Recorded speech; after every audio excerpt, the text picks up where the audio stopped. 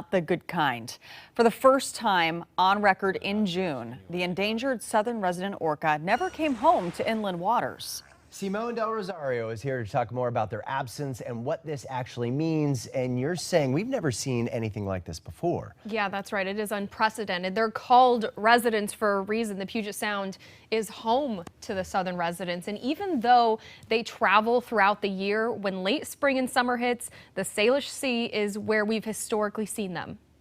Going back to the start of our study, which was in the 70s, there has never been a June without southern resident killer whales in inland waters.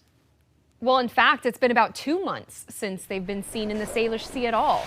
Last year, they broke records when they never came in during the month of May, but not being here in June is even more startling. So what do the experts say? Where do they think the killer whales are right now? So there have been sightings off of the west coast of Vancouver Island, and fishermen over there are reporting decent Chinook salmon runs, which is their preferred prey.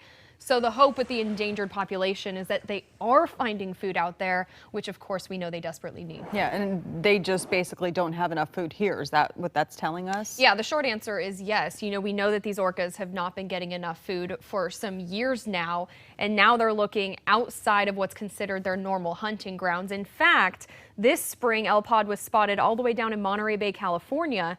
The whales are known to travel down to California, but it was the first time they were spotted in Monterey Bay in about a decade. Now, fishermen there also reporting really good salmon runs this year. Up here in the San Juan Islands and south of Vancouver Island, the salmon runs are threatened, and Canada's Fraser River is decimated. And that's been a huge food source for these orcas as long as we've known. But researchers still think they'll come home eventually. I do think that they're going to end up coming in the next couple weeks. It would be shocking and really heartbreaking if we went a whole summer without them here, but I don't see that happening.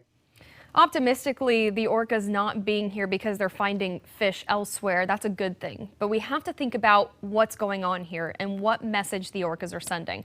For that, I contacted Lummi Nation, who considers the southern residents to be their relatives under the water. In Lummi, it's called Quethalmachin. Lummi elder Raynell Morris told me if Quethalmachin are not spending as much time as usual in the Salish Sea, it's because they are looking for healthier waters. They're speaking to us. If we don't take care of our home, where will we go?